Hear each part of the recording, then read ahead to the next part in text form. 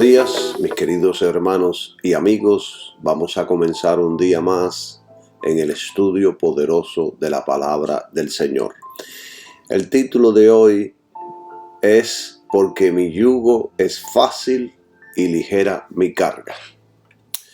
Yo recuerdo que yo predicaba en una cárcel en Miami una vez por semana. Y en esa cárcel yo tenía que atravesar alrededor de 13 puertas para poder llegar a los presos. Y en una ocasión, cuando llegué, los presos estaban viendo la novela de las 8 de la noche. Yo creo que yo iba todos los jueves. Y en la cárcel esta gente son noveleros, no tienen nada que hacer, entonces constantemente están viendo novelas o películas. Y yo recuerdo que ese día llegué, entré y fui al final del albergue donde habían 100 y pico de personas, y llegué, estaba el televisor prendido. Me metí entre todos los presos que estaban ahí y les apagué el televisor. Miren, hermanos, por poco esa gente me mata. Empezaron a gritar, empezaron a ofenderme, empezaron a decirme 1000 barbaridades. ¿Quién tú te crees que tú eres? Te vamos a matar aquí mismo. Y bueno, yo seguí mi función. Y ahí al lado del televisor les dije, se acabó la novela, ahora vamos a escuchar la palabra. El que no quiere escuchar la palabra, que se vaya, y los que quieren escuchar la palabra, que se queden. Y bueno, un gran grupo de gente se añadió al estudio de esa noche.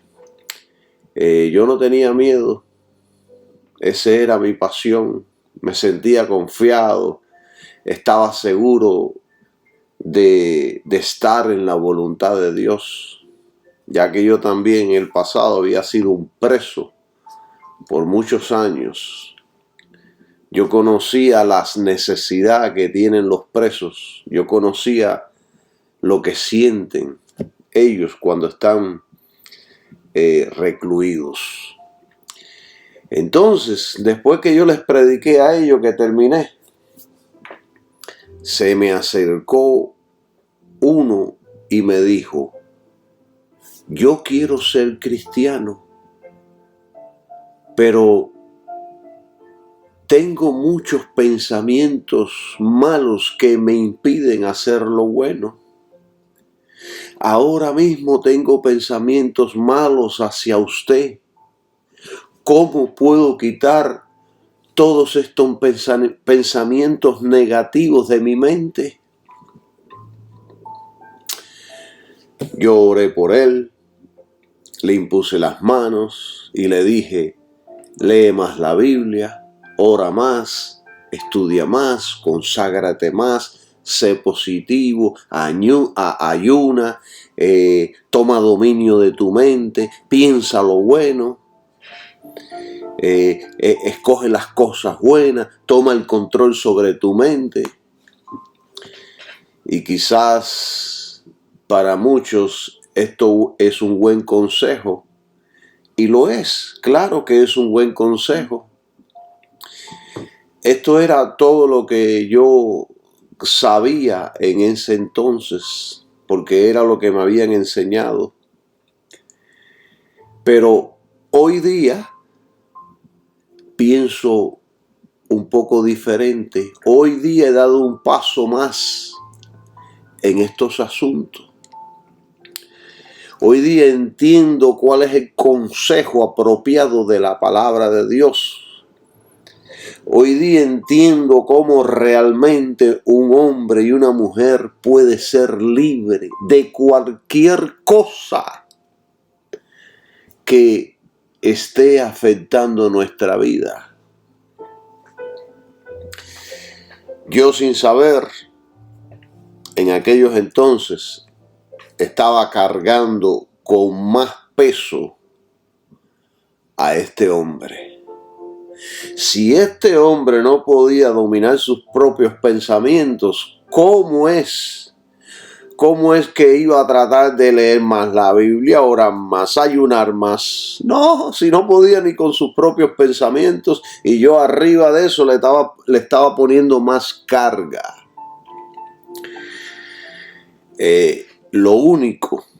Hoy en día entiendo que lo único que él necesitaba saber,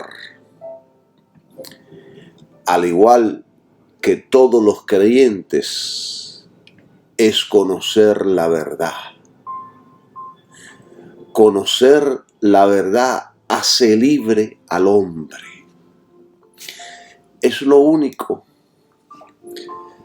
Yo recuerdo que en una ocasión Jesús dijo: ay de vosotros, porque cargáis a los hombres con cargas que no pueden llevar, pero vosotros ni aun con un dedo las tocáis. En ocasiones los maestros exigen más de la gente que ni ellos mismos cumplen. Nuestros hermanos cristianos, y entienda esto por favor, nuestros hermanos cristianos no son nuestros esclavos, son nuestros hermanos. Y a veces exigimos mucho de nuestros hermanos. Nos encanta tener servidores y esclavos a nuestro servicio. Y entonces cargamos a la gente con actos religiosos cuando no pueden llevar sus propias cargas. Mateo 23:13 dice: mas ay de vosotros, escribas y fariseos, hipócritas, porque cerráis el reino de los cielos delante de los hombres, porque ni entráis, ni a los que están entrando dejáis entrar. Es la realidad, hermano. Hay un montón de religiosos que son un estorbo para el evangelio. No entran ni dejan entrar a nadie. Ellos no están en el evangelio y obstaculizan la entrada de otros a Jesucristo, porque les imponen un montón de cargas. Aquí, aquí, aquí, allá, cuando lo único que ellos necesitan es tener fe en Jesucristo, es tener un encuentro personal con Jesucristo, y cuando Jesucristo cambia el corazón, toda la vida de ese hombre o mujer va a cambiar. Jesús dijo: porque mi yugo es fácil y ligera mi carga. Lo que Él requiere de nosotros es muy simple, es mínimo. Solamente tener fe en Él y su obra de redención. Esto solamente le abrirá a cualquier persona al mundo de Dios. Esto es el poder de Dios. Esto solamente. Su yugo es fácil y ligera su carga. Solo creer. Esta es la vía de la libertad. La libertad para todo. La libertad de los malos pensamientos y de toda la negatividad. Hay gente que dicen: todos los pensamientos que tengo son negativos. Soy un montón de nervios. Todo lo que pienso es malo. La vía para la libertad de todos los malos pensamientos y de toda la negatividad es solo creer en Jesucristo. creer en la obra de redención, solo eso. Con lo que yo les acabo de decir, les estoy encaminando en la verdad que los hará libres. Solo la fe en Jesucristo y la obra de redención le dará a usted y a mí todos los beneficios del Evangelio de Dios. Yo recuerdo que mi hija no quería bautizarse en agua porque ella me decía: no estoy lista, tengo muchos defectos. Y así hay un montón de cristianos en las iglesias que dicen: no estoy listo. Asisten a la iglesia todos los domingos, oran, cantan, leen la Biblia y dicen: no estoy listo. Usted no necesita ser un creyente perfecto. Usted no tiene que ser perfecto. Lo único que necesita es creer. Si usted cree, eso es suficiente para entrar al mundo de Dios. La mente del creyente, una vez que usted cree en Jesucristo y en su redención en la cruz, la mente del creyente se arregla, se sana, su juicio se restablece, su estado mental se normaliza desde el día que esa persona nace de nuevo en Jesucristo. Cuando su fe está en el Hijo de Dios, todo en usted se empezará a arreglar. Cuando usted realmente está viviendo en la gracia, usted va a tener control de su mente y de su cuerpo. Usted no será como las olas del mar. Usted será un cristiano controlado por el Espíritu Santo. Usted tendrá dominio de sí mismo. Usted será quien le ordene a su cuerpo lo que tiene que hacer.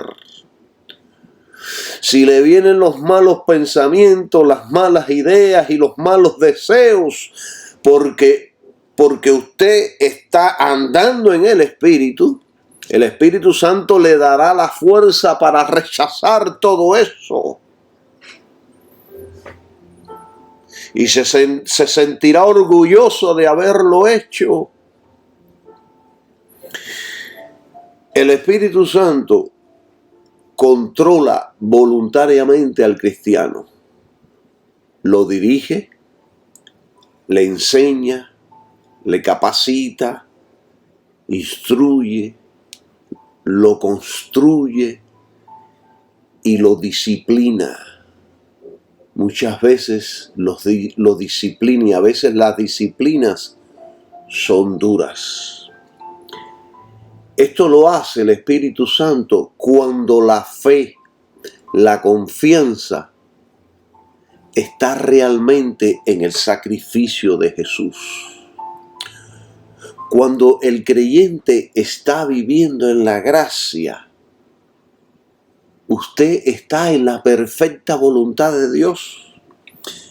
Sin fe en Cristo es imposible agradar a Dios. Sin fe en el sacrificio de Jesús, nadie puede agradar a Dios. Esto es súper importante, todo esto que estamos estudiando. En Jesucristo, el Espíritu Santo gobierna sobre su vida. En la carne, que es cualquier cosa aparte de Jesucristo. O sea, si usted está en la carne, que puede ser cualquier cosa, entonces la carne gobierna. Pero si usted está en Jesucristo, su fe está en Jesús, su fe está en la obra de redención, el Espíritu Santo es quien gobierna. Vamos al libro de Gálatas, Gálatas 5, capítulo 5, versículo 5, 17. Vamos a leer y dice así: porque la carne codicia contra el espíritu y el espíritu contra la carne, y estos se oponen entre sí para que no podáis hacer lo que quisiereis. En otra traducción, en la Reina Valera, sería: porque el deseo de la carne es contra el espíritu y el espíritu es contra la carne, y estos se oponen entre sí para que no hagáis lo que quisiereis. El apóstol Pablo aquí nos está explicando de una tensión,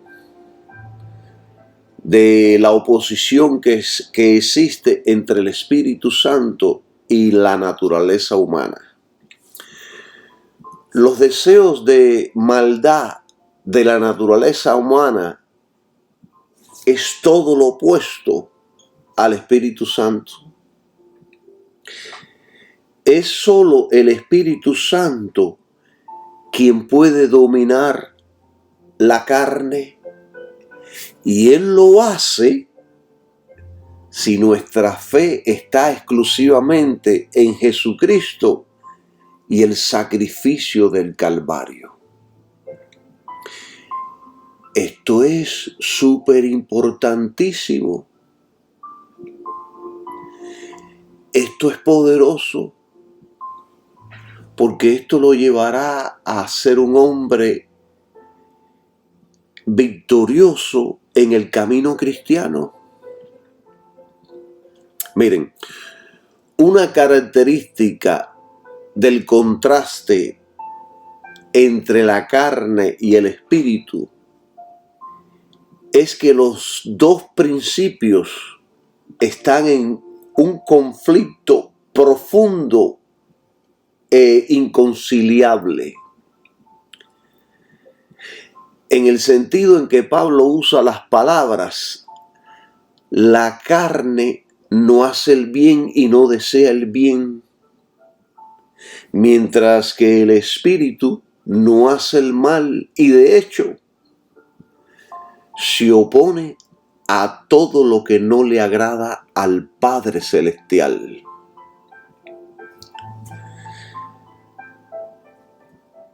En otras palabras, el Espíritu Santo solo desea lo bueno, lo que le agrada a Dios, y la carne todo desea lo malo.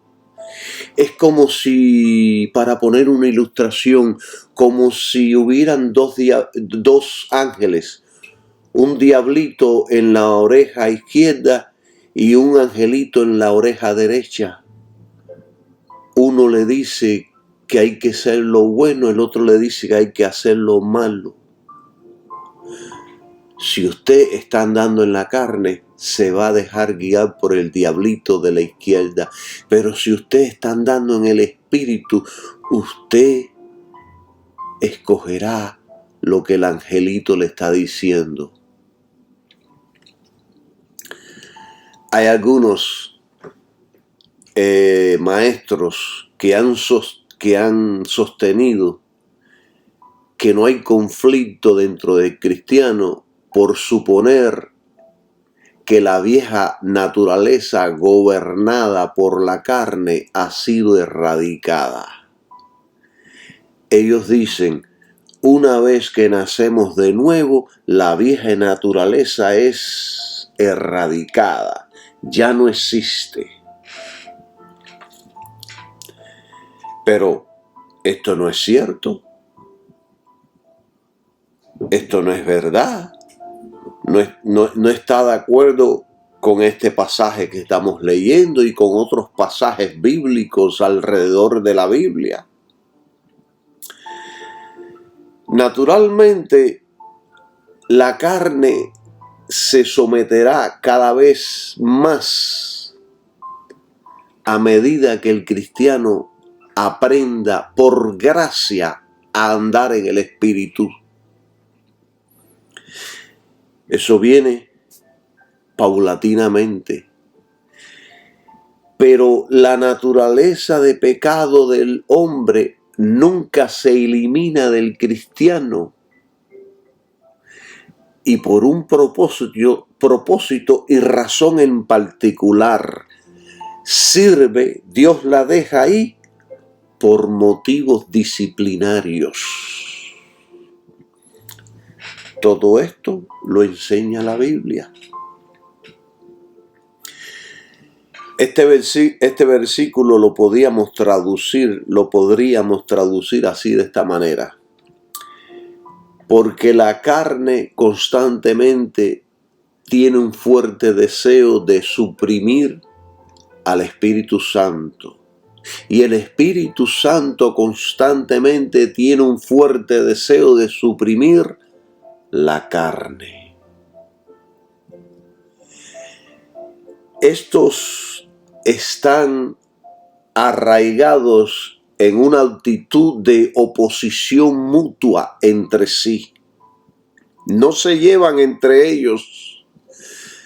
Significa que hay guerra y que no se declara la paz entre ellos. Nunca. Cuando la carne, y en este caso los deseos pecaminosos, presionan duro sobre el creyente, dándole órdenes malvadas, el Espíritu Santo entonces está allí oponiéndose a la carne, dándole al creyente la victoria sobre la carne, para que el creyente no obedezca a la carne, pecando contra Dios. Esto es simple. Miren, hermanos, quizás para algunos,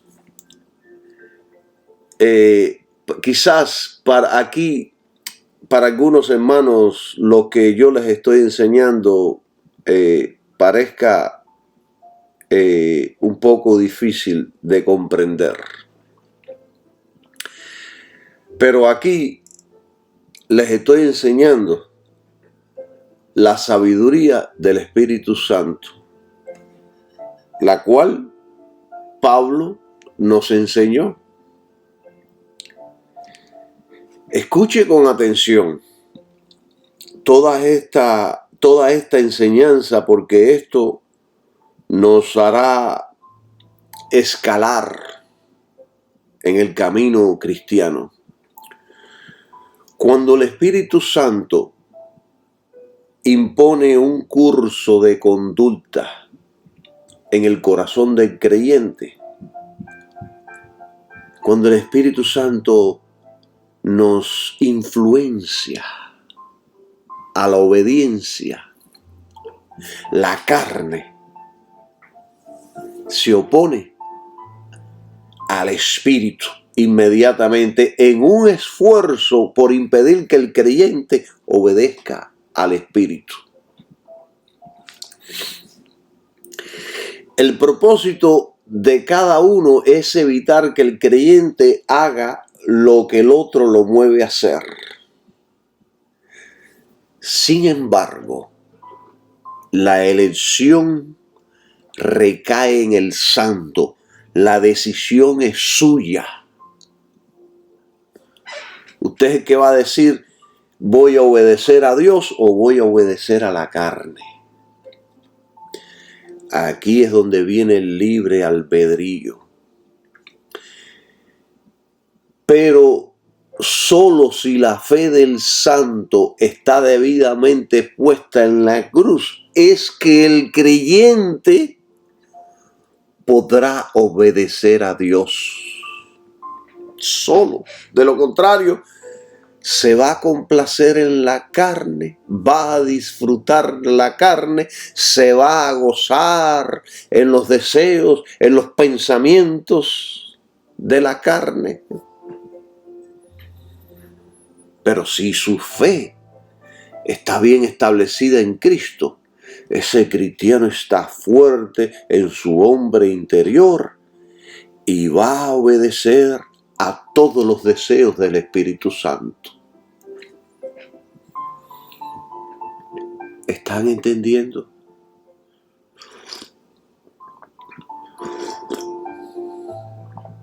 Todo esto es sencillo de comprender. Solo tenemos que tener paciencia y escuchar. Miren, para ser más claro en estos asuntos, los deseos de la carne no se cumplirán en el creyente que camina en el Espíritu. Porque la vida en el Espíritu es completamente opuesto a la forma de la vida de la carne. Los deseos de la carne no se cumplirán si el creyente anda por el Espíritu, porque son completamente opuestos entre sí. Mucha gente no entienden estas dos naturalezas y toman este pasaje fuera de contexto, enseñando que el creyente está para siempre, para toda la vida, sujeto a esas dos poderosas fuerzas. Ellos dicen, no puedes hacer nada. Y el resultado de esta enseñanza es que muchos creyentes viven dos vidas. Sirven a Dios con su nueva naturaleza y sirven a la carne con su vieja naturaleza. Desgraciadamente, así piensan y viven muchos cristianos. El domingo van a la iglesia, se gozan, alaban, glorifican a Dios y el resto de la semana se gozan en el mundo, en los deseos del mundo. Mienten, roban, adulteran, fornican, asesinan, murmuran, chismean. Están dándole rienda suelta a los deseos de la carne, a los deseos de la naturaleza de pecado que está en el hombre. Esta gente que enseña esto, ellos ignoran que el poder del pecado fue roto por la redención de Cristo en la cruz. Repito, el poder del pecado sobre la vida de los creyentes fue roto por Jesucristo en la cruz. Por eso es que a través de la fe en la obra de redención, el Espíritu Santo empieza a obrar, empieza a trabajar en nuestra vida.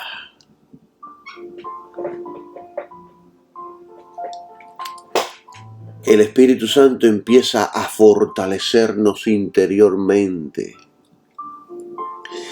Por eso, cuando el Espíritu Santo está trabajando porque su fe está bien establecida, el pecado como instrumento de maldad, la naturaleza de pecado es suprimida. Esa es la palabra correcta que quería. Iba a decirle otra palabra que era incorrecta. No, esta es la correcta. Suprimida. Queda ahí suprimida, sujeta.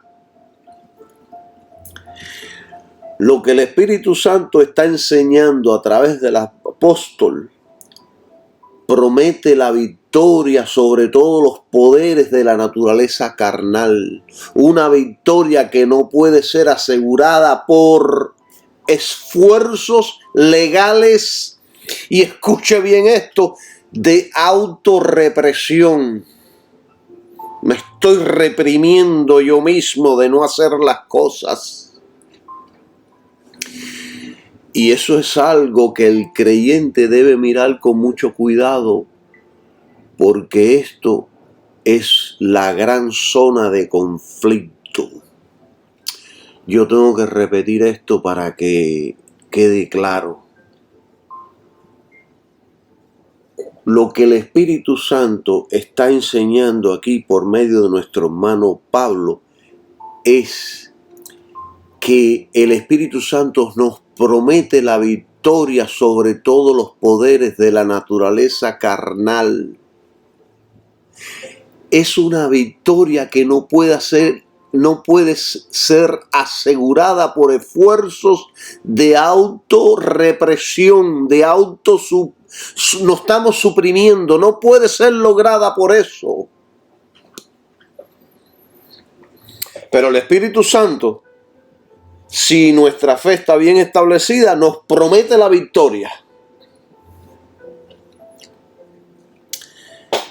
El Espíritu Santo y la carne no pueden estar de acuerdo. La vieja naturaleza tiene que ser echada afuera, lo cual solo el Espíritu Santo puede hacer. Nadie tiene la capacidad, ni el poder, ni la vía, ni la maquinaria para suprimir, para echar fuera a la naturaleza de pecado. Sin el Espíritu Santo, quien obra por medio del sacrificio de Jesucristo, el creyente no puede vivir una vida santa. El Espíritu Santo va a suprimir las actividades de la naturaleza mala. ¿Cuándo? Cuando el creyente confía en el Espíritu Santo para hacerlo. Y mientras el creyente coopere con el Espíritu Santo en la obra de santificación, o sea, nuestro estilo de vida, Él nos va enseñando, nos va mostrando, nos va instruyendo, nos va capacitando, nos va dando la fortaleza que necesitamos y nos va mostrando todo lo que debemos de abandonar. Todo el camino que debemos escoger. Yo les pongo un ejemplo. Los judíos en los tiempos de Jesús eran religiosos a rajatabla. Cumplían todo al detalle. Sin embargo, Jesús reveló lo que realmente ellos eran. Eran hipócritas, sepulcros blanqueados, hijos del diablo. Les dijo que el padre de ellos era el diablo, etcétera, etcétera. Si usted va ahí a Mateo capítulo 23, se puede leer todo lo que Jesús dijo de esta gente. Ellos no tenían santidad de Dios. La santidad que estaban practicando era su justicia propia. Se creían justos por el cumplimiento de la ley. Miren, hermanos, vivir una vida de autorrepresión es un infierno. Es como desear comer chicharrón y me estoy reprimiendo, me estoy haciendo daño. Cuando usted está andando en el Espíritu, no tendrá que autorreprimirse. El Espíritu Santo se encargará de suprimir a la naturaleza de pecado para que usted empiece a desear todo lo bueno. Usted se gozará haciendo lo bueno. Usted se sentirá feliz dejando lo malo y escogiendo lo bueno. El pecado es el problema principal en la iglesia. Las inmoralidades son el problema más grave de la iglesia. No es la fe. Miren, grandes hombres y mujeres de fe han caído en inmoralidades, en el robo, el abuso, la explotación, las especulaciones, la mentira. Y producto del estilo de vida de ellos han desacreditado, destruido y arruinado a gran parte de la iglesia del Señor. Ellos son hombres de fe, pero el estilo de vida dice todo lo contrario. O sea, que el problema no es falta de fe porque ellos poseen una gran fe. El problema es el pecado. Es un desliz de la fe. Y esto le puede pasar a todos, a cualquiera de nosotros. El rey David era un hombre de fe y cayó en pecado, cometiendo adulterio y asesinato. El apóstol Pedro era un hombre de fe y cayó negando al Señor Jesucristo. El apóstol Pablo fue un hombre de fe. Antes de conocer a Cristo, persiguió a la iglesia pensando que estaba rindiendo servicio a Dios. La iglesia romana tiene una gran fe, sin embargo, persiguió, torturó y asesinó a miles de creyentes en la Edad Media, pensando que estaban haciendo la voluntad de Dios. El problema del hombre siempre ha sido el pecado. Miren, no hay hombre más malo que el hombre religioso. El hombre religioso sin el poder del Espíritu Santo en su vida se convierte en un asesino. Para que usted sepa, la religión sin Espíritu Santo es una religión asesina que destruye, mata, que carga a la gente, destruye a la gente. Así como usted lo está escuchando. Ningún hombre de Dios puede negar que este es uno de los problemas más serios en la iglesia. De hecho, hoy día ya no quieren hablar ni tocar estos asuntos. La palabra pecado o infierno ya no se usan. Ahora usan palabras menos ofensivas. Ahora es errores, ahora es faltas, equivocaciones. Ya no se usa la palabra pecado. Y cuando los creyentes tienen problemas de conducta o que caen en pecado, los envían a los psicólogos y consejeros. Pero yo les digo algo, el mejor consejero, psicólogo y maestro es el hombre de Dios que está viviendo en la gracia de Jesucristo. Siempre especifico, el hombre de Dios que está viviendo en la gracia, en el nuevo pacto, en Jesucristo realmente. El hombre de Dios que está lleno del Espíritu Santo. No es religioso, el religioso lo va a matar. Yo personalmente no critico ni señalo a nadie que resbale cayendo en pecado. Si me entero, si veo que ha caído en pecado, lo que hago es tratar de ayudarlo a levantarse y darle consejos. Y muchos aceptan los consejos, pero no le voy a dar palo para que se hunda más. Eso lo hacen los religiosos. Tampoco creo que es correcto disciplinarlo por cierto periodo de tiempo. No, si se arrepiente ya, restáuralo y ponlo funcional. ¿Entienden?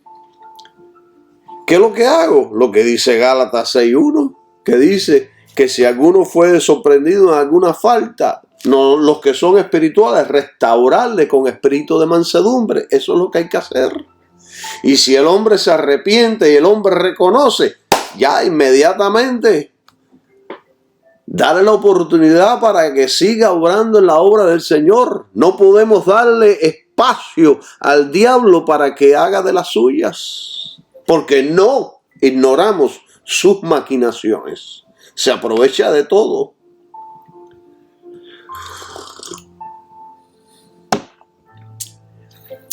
En la iglesia había una pareja que continuamente tenían problemas matrimoniales. Siempre estaban recibiendo consejos de los pastores. Casi todos los meses estaban en la oficina recibiendo consejos porque el matrimonio de ellos estaba cada día peor. Y un día ya el pastor, cansado, les dijo: ustedes lo que necesitan es un psicólogo o un psiquiatra. Por supuesto, yo entiendo que este pastor dijo esto porque ya estaba cansado de esta gente. Pero este consejo nunca debemos darlo, aunque estemos cansados. La respuesta a todos los problemas del hombre y de la mujer, se encuentran en la palabra de Dios. Cualquier problema que tengamos, veamos en la palabra de Dios cuál es la respuesta. Como por ejemplo, dice que si estamos ansiosos, preocupados y atribulados, ¿qué dice la Biblia? Que hagamos oración, le roguemos a Dios, le dejemos saber lo que nos está pasando, porque Él tiene cuidado de nosotros. Pero hay gente que se pone a pensar mal, el mundo se les cae encima, todo lo ven negro. No, escoja pensamientos buenos, excelentes. Todo lo que tenga virtud, todo lo que tenga honra. Vaya a Dios en oración, con acción de gracia. Póngale su petición y después le diga: gracias por oírme.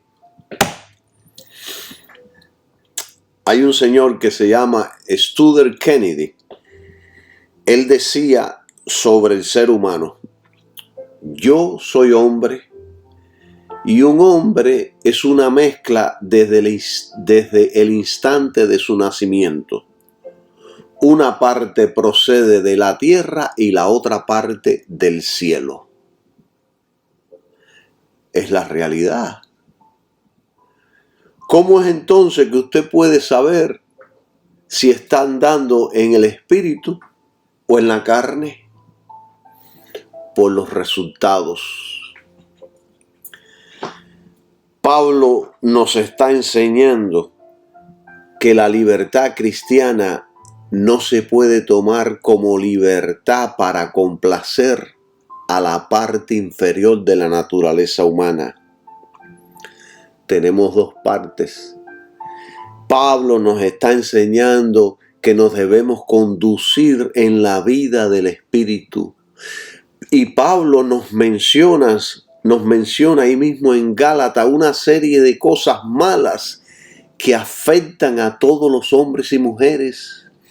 Y nos dice que los resultados por seguir a la naturaleza humana, por seguir a la carne, Él nos dice que los resultados van a ser... O sea, si usted quiere saber si usted está andando en el espíritu o en la carne, yo les voy a decir, si usted está viviendo conforme a la carne, usted va a tener uno o más obras de estas que voy a mencionar. la fornicación, la impureza, el desenfreno, la idolatría, la brujería, la enemistad, rivalidad, celos. Y estoy hablando de celos dañinos, ira, que es una furia incontrolada, interés propio, disensión, herejías, que son divisiones heréticas, envidia, borrachera, fiestas paganas y sucias. Y después dice, aquellos que están andando en el Espíritu, el fruto del Espíritu va a ser este: amor, fe, bondad, mansedumbre, templanza, dominio propio, etcétera, etcétera. Contra tales cosas no hay ley. No hay ley. Entonces, ¿puede el creyente vivir de tal manera que ninguna de estas cosas malas se manifiesten en él? ¿Podemos como creyentes vivir de tal manera que ninguna de estas obras de la carne se manifiesten en nosotros? Claro que se puede. De lo contrario, Pablo no lo estaría enseñando.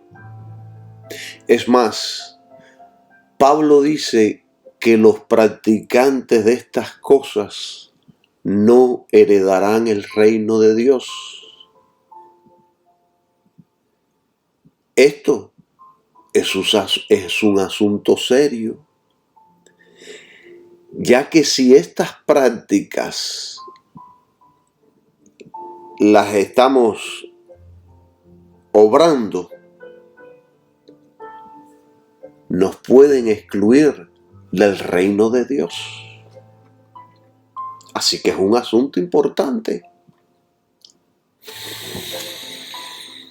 Yo he oído a maestros decir,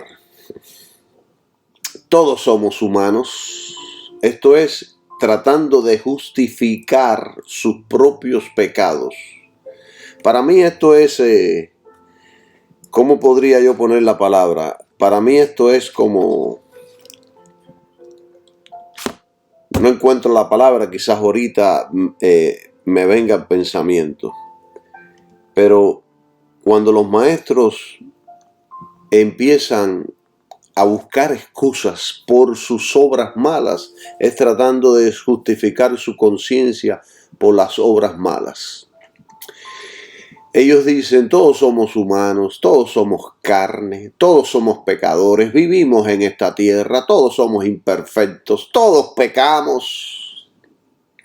Total, la sangre de Jesucristo me limpia de todo pecado. Si confieso mi pecado, Dios es justo y verdadero para limpiar todos mis pecados y limpiarme de toda maldad, dicen ellos.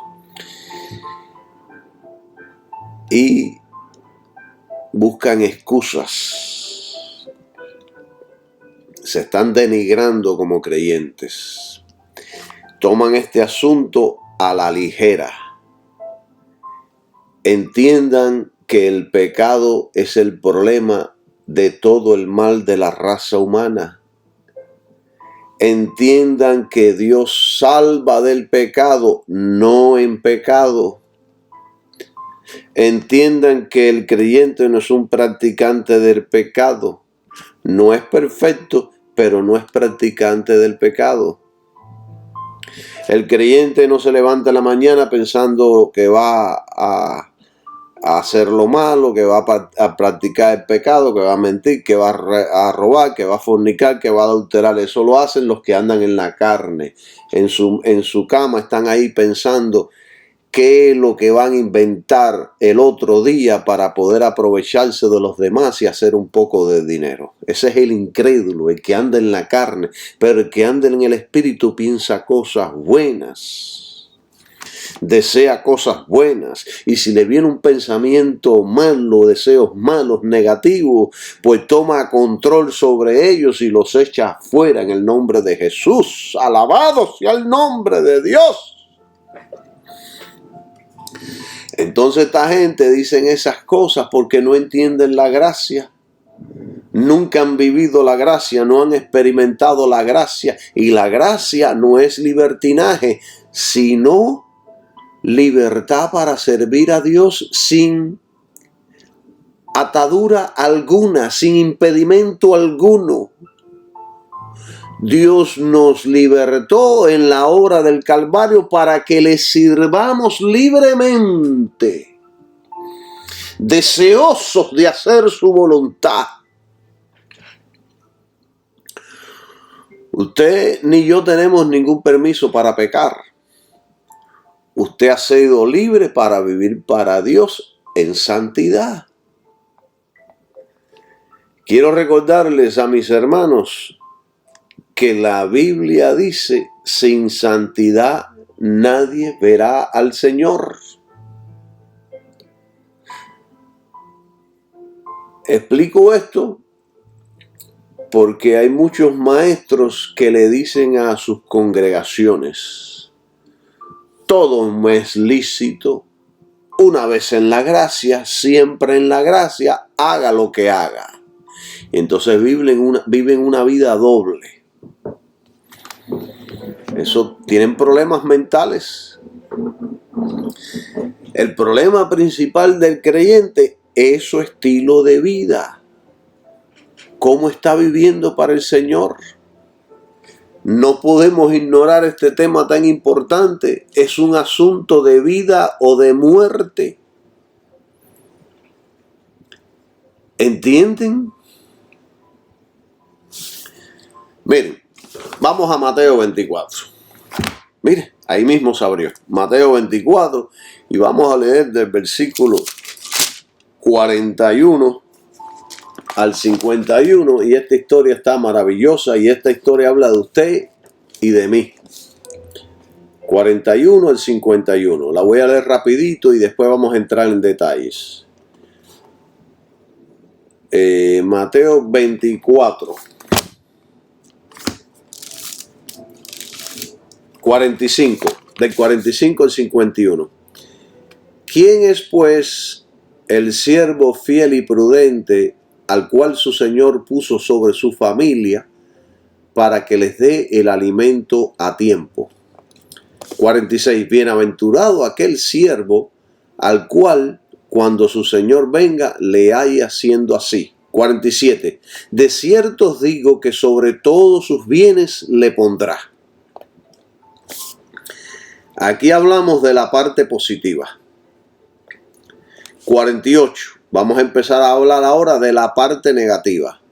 Pero si aquel siervo malo dijera en su corazón, mi señor tarda en venir, 49, y comenzara a golpear a sus compañeros y aún a comer y a beber con los borrachos, 50, vendrá el señor de aquel siervo en el día que no lo espera y a la hora que no sabe, 51, y le apartará y pondrá su parte con los hipócritas, allí será el lloro y el crujir de dientes. Esta parábola está súper poderosa, porque aquí está hablando de nosotros. Aquí está hablando de usted y de mí. Aquí está hablando de toda la iglesia. En esta enseñanza tenemos una parte positiva y la otra negativa. La positiva es el siervo fiel y prudente. Son todos los creyentes de todos los tiempos, al cual su Señor puso sobre su casa, se refiere a la iglesia, para que les dé alimento a su tiempo. O sea, los predicadores llamados por Dios son responsables de alimentar correctamente a la iglesia. Entonces dice, bienaventurado el siervo. O sea, que estuviera haciendo todo lo correcto hasta la venida de Jesucristo. Entonces, cuando Él venga, Cristo lo pondrá como un gobernador. Se refiere esto a todos los santos que van a ser resucitados, que serán hechos gobernadores en la edad del reino milenario, del reino que viene. Seremos recompensados por hacer una buena labor. Entonces, todo esto es una parte positiva para que los siervos sean fieles. Es una parte positiva para los siervos que son fieles al Señor. En la iglesia hay creyentes fieles a Cristo, pero en la iglesia también hay creyentes que también están en la iglesia, pero no son fieles a Cristo. Son creyentes que están en Cristo y en el mundo, en Cristo y en el mundo. Y hay otros que están en Cristo solamente, cumpliendo con su labor. Entonces, en la parte negativa aprendemos que aquel siervo malo dice en su corazón, mi Señor tarda en venir. Esto es exactamente lo que muchos en las iglesias modernas dicen. Y por eso es que ya no creen en el arrebatamiento de la iglesia.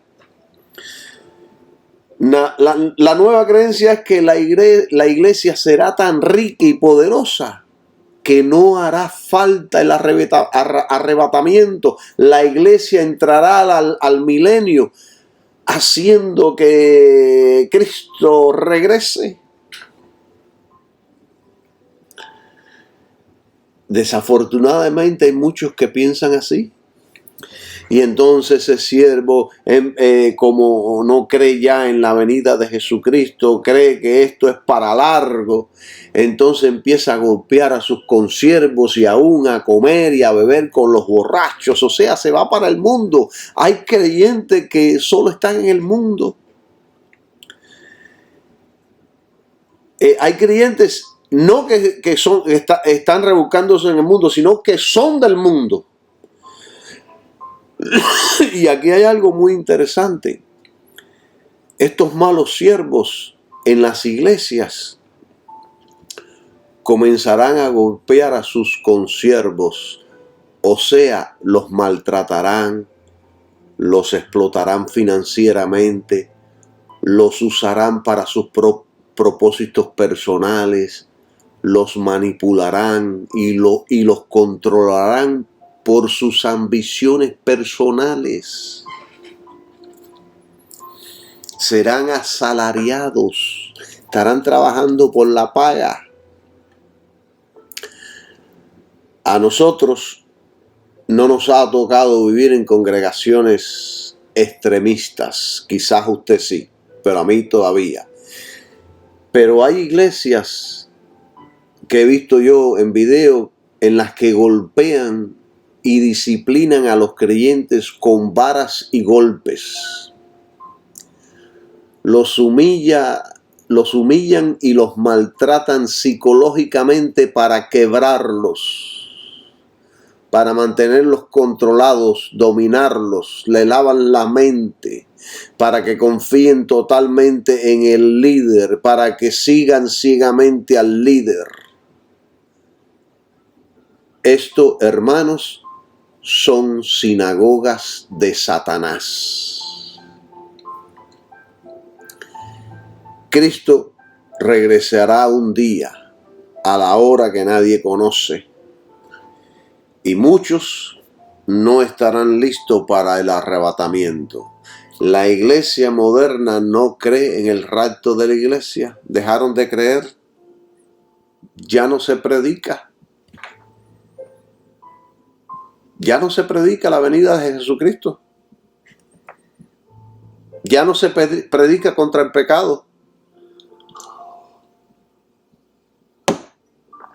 Ya no se predica sobre la santidad, porque no les interesa. Entonces, ¿qué va a pasar? Que muchos al final, como dice esta parábola, serán cortados. Jesucristo los apartará y pondrá su parte con los hipócritas. Allí será el llorar y el crujir de dientes. Porque a pesar de ser cristianos, no lo son, perderán su alma e irán al infierno eterno. Y la mayoría de la iglesia moderna, triste y lamentablemente, cae en esta categoría.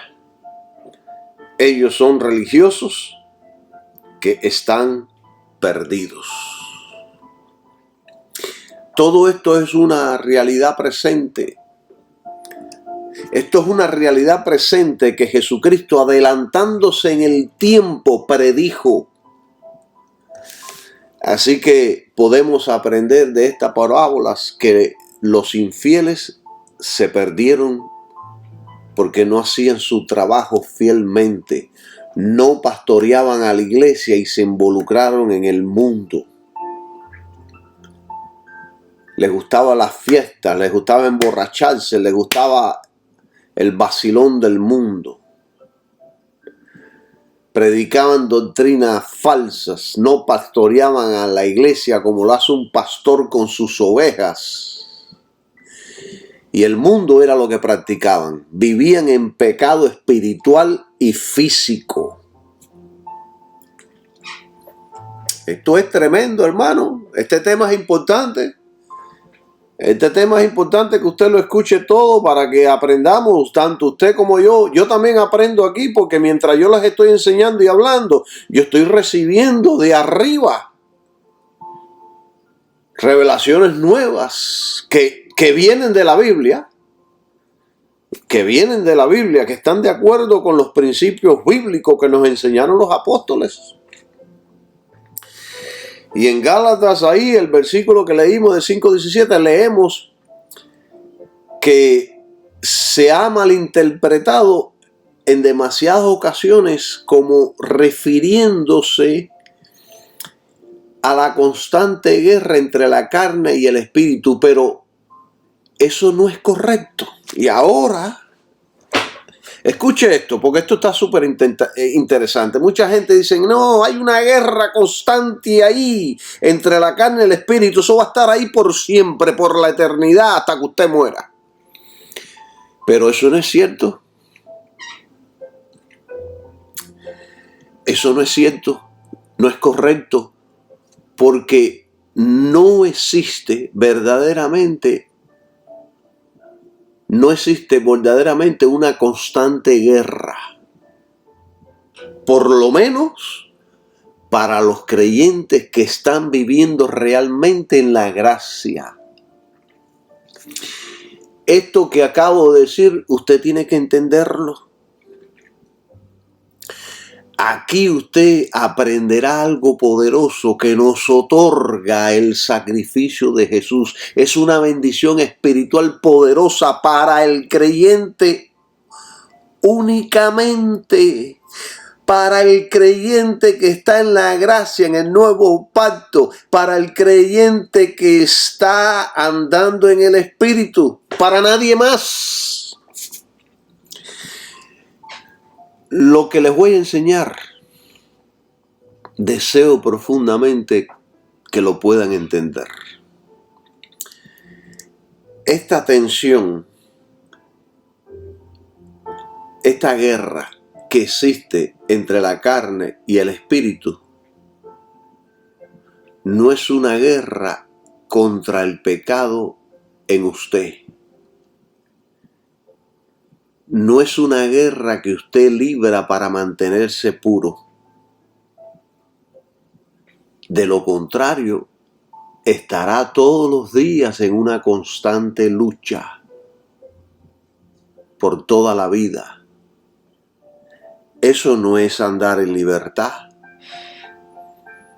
Eso no es libertad, eso es esclavitud. Estar ahí. La única lucha y batalla que debemos librar es la fe. Nuestra fe es el campo de batalla. Cuando su fe en Cristo, el sacrificio y el evangelio, y está en el evangelio, cuando su fe en Jesucristo, en el sacrificio, en el evangelio, en la gracia, es dañada o debilitada,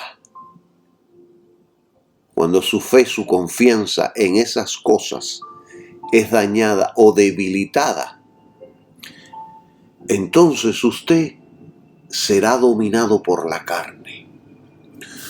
Su fe en el objeto correcto es lo que determinará su libertad o esclavitud. su victoria o derrota. Si creemos que siempre existe una guerra, si creemos así como enseñan algunos,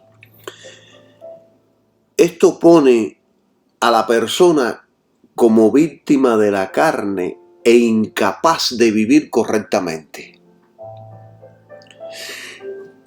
Este versículo describe la condición del creyente que ha caído de la gracia y busca la perfección por medio de la carne y esfuerzos propios.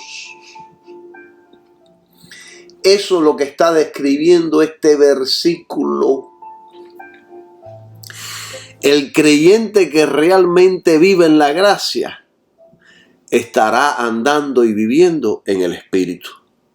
Y el resultado de andar en el Espíritu será el fruto del Espíritu Santo y un estilo de vida santo. Lo vuelvo a repetir porque esto está poderoso. El creyente que realmente vive en la gracia, o sea, en el nuevo pacto, en Jesucristo, en la fe, en la obra de redención, estará andando y viviendo en el Espíritu. Y el resultado de andar en el Espíritu será el fruto del Espíritu Santo y un estilo de vida santo.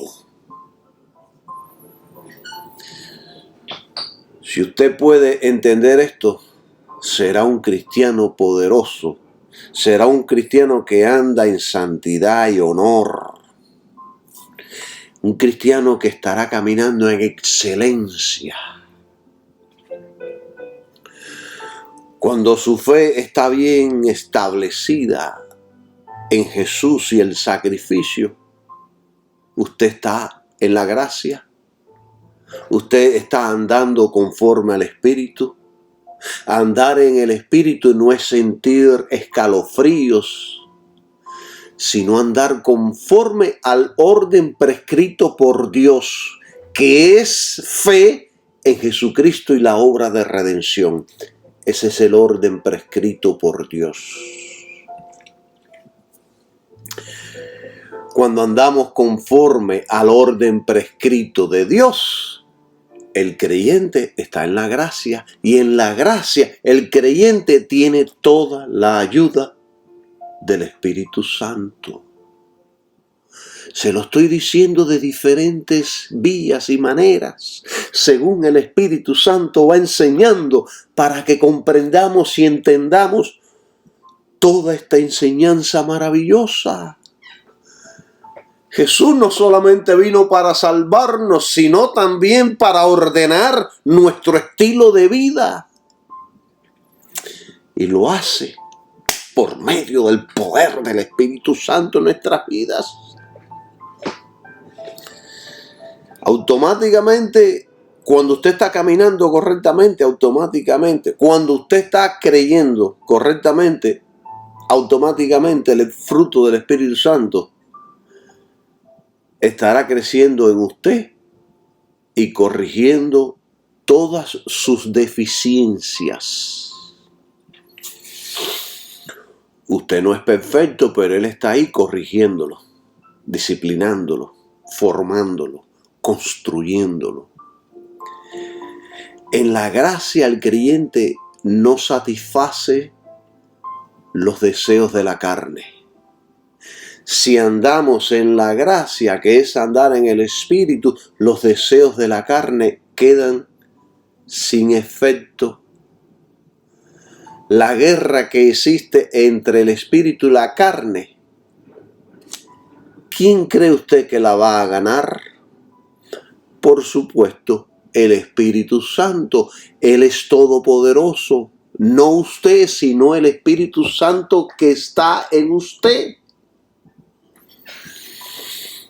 El Espíritu Santo nos fue dado para que tengamos poder, especialmente el bautismo en el Espíritu Santo, para que tengamos poder para servir.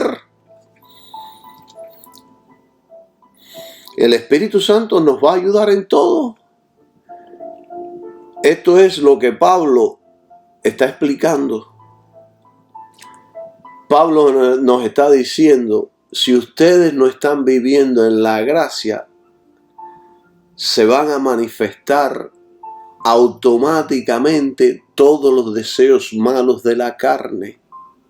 Si no andan en la gracia, se desatará una guerra entre la carne y el espíritu. Si no andan en la gracia, estarán viviendo y practicando algunas de las obras de la carne, que ya las enumeramos y que usted la puede encontrar ahí en Gálatas capítulo 5.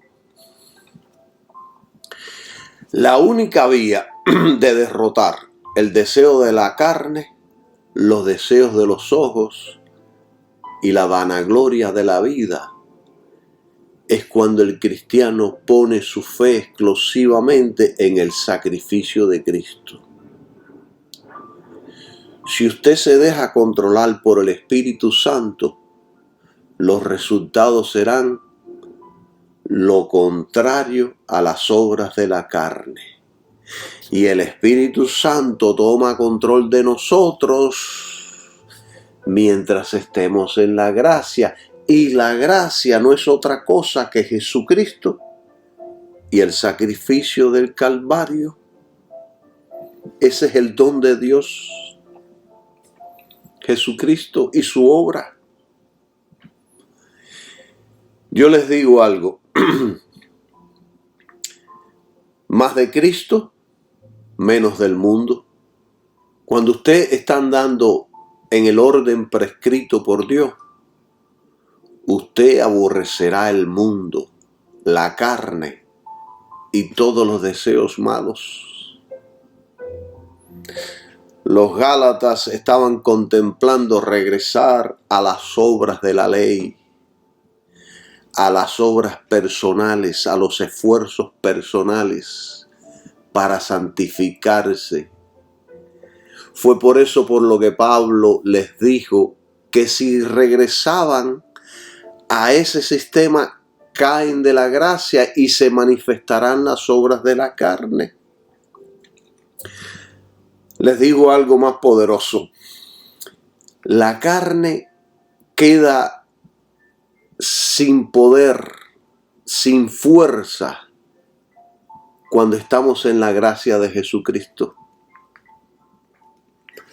Es por eso por lo que la mayoría de los nuevos convertidos reciben y creen y crecen más rápido que muchos veteranos. Porque lo único que ellos entienden es que han creído en Cristo, que han recibido un cambio, y esa simple fe los hace crecer y vibrar de emoción. La fe nos hace entrar y la fe nos mantiene. Es todo por fe. Cuando vivimos en las gracias, no gracias, a veces pongo S donde no tengo que ponerle y R donde no tengo que ponerlas. Anyway, cuando vivimos en la gracia, estamos muertos al pecado y a los deseos malos de la carne.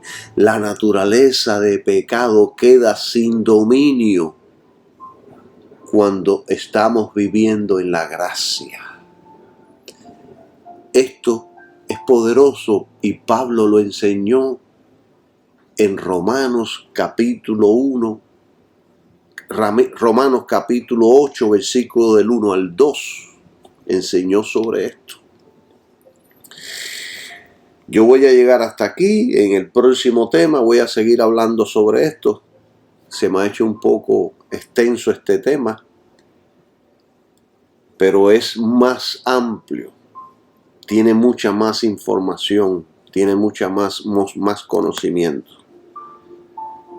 El resumen de este primer estudio es este. Si usted quiere ser realmente un cristiano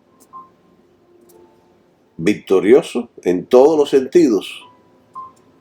Mantenga siempre su fe mirando a Jesús y la obra de redención en el Calvario. Eso es todo lo que usted y yo necesitamos para crecer, para madurar, para que seamos fortalecidos en nuestro interior con el Espíritu Santo. El Espíritu Santo no va a fortalecer, ni va a animar a nadie, ni va a poner poder en el interior de un creyente que no está creyendo eso. Y si se sale de ahí, se convierte en un adúltero. Bendiciones para todos y que tengan un maravilloso día. Amén.